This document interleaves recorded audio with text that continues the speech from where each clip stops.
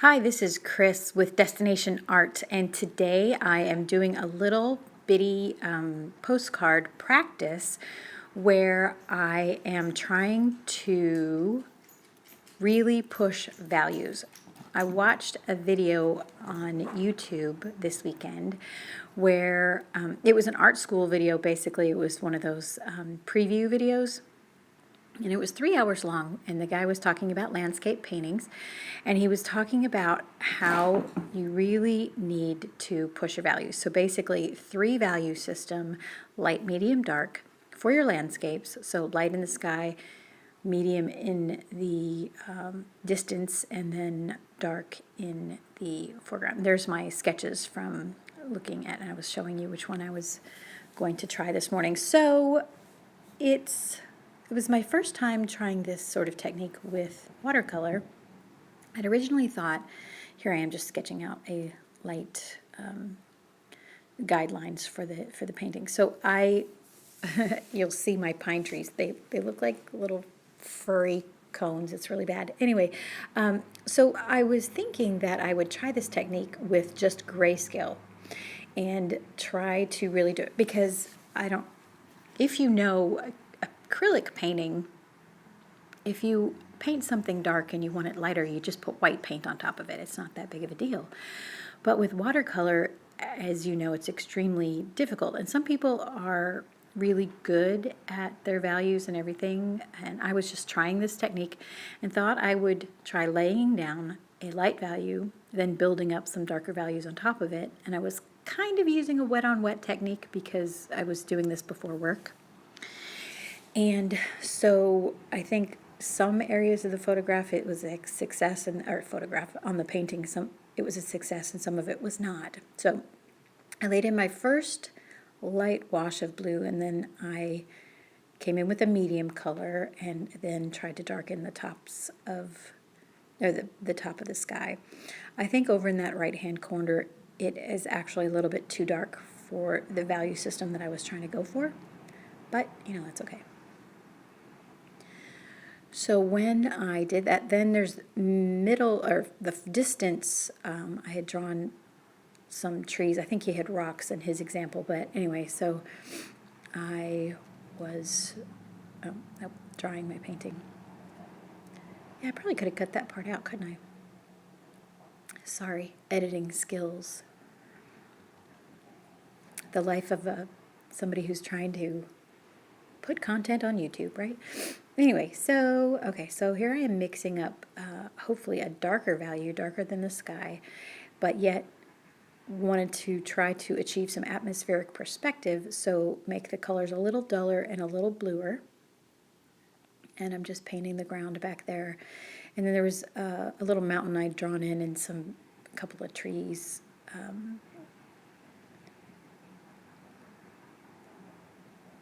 When you are working on a painting, sometimes it helps to paint it more than once, so you can figure out what you're trying to do with the painting and what type of beauty or excitement you're trying to capture. So this is the first time I painted this.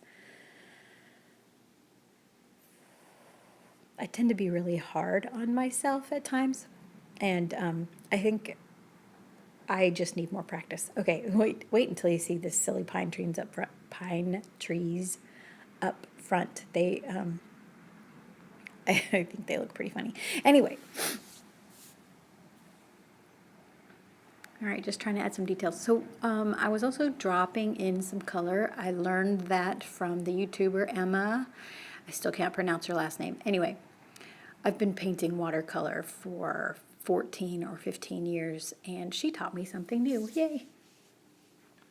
And that was, if you are painting wet and wet, but you don't want the colors to mix, you just drop in the color, and then the colors will sort of bleed into each other, but they won't mix. So I was trying to use that technique. And painting a little bit of the background. So I think with the distance that I put on that one, it's like a massive tree, like largest tree in the world or something. Anyway, that's what you get for trying to paint something fast, too.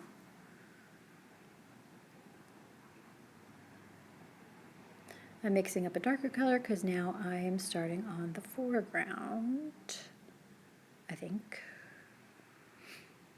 Actually, I'm recording the voiceover on my phone, and the little bar, there we go, it is the foreground. I can't see because the word recording is written over top of my painting.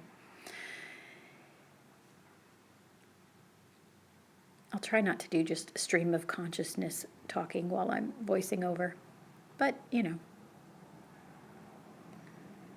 Let's see. Okay, so I'm trying to get some interest in the foreground, but not add, I'm not trying to spend too much time on it because this really is just a value study. So I'm starting to put a really light color in the pine trees. So I was hoping to use the technique of lightest color first, then the medium color, then the darker color, and just sort of let them mix on the canvas, on the paper, to see how it comes out. So I put my lighter color down. Here I am mixing a medium color and adding that to each of the trees. Now there's 4 trees. I probably should have done 5. Well, I guess there is that one in the background, but.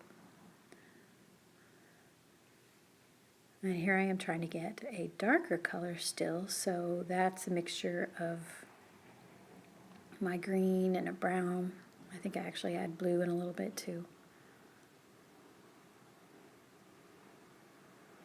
And if you'll notice, on the right-hand side, those colors, the value is almost exactly the same as the sky. And so that's what I was trying to avoid with this 3 value-ish painting, so that everything,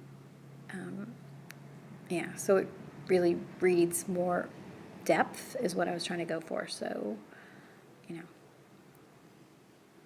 sometimes you fail.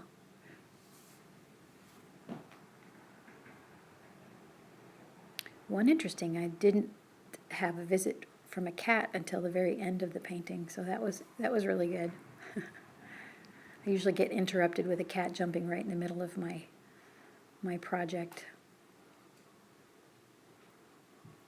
So I had stood up and looked at everything on camera, and then I realized that my lights were really, really bright, and I didn't want them to be that bright because, as if you see there in the right still, the highlights should be still darker than the sky, but I had sort of screwed that up. So now I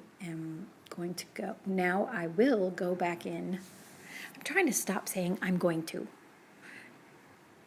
I will go back in with yet another darker color. So I didn't have a plan really for the pine trees, and probably could have clumped some of the values together to get a better result, because all I did was just like paint lines. And so they look like furry little cones, and it's kind of embarrassing, but learning experiences are sometimes never fun. Actually, this is quite fun. So I am now trying to cover up some of the super obnoxious bright highlights on the trees and just incorporate a little more darkness behind there, so that there's a little bit more of less stark contrast between the light side and the dark side. I want still contrast, but I want it to flow rather than just be in your face. And if you notice up in that right-hand corner, the tree is slightly darker than the sky now. And I did actually go in and try to paint some tree trunks and stuff because I realized that it just looked like a furry cone and it didn't really look like a tree.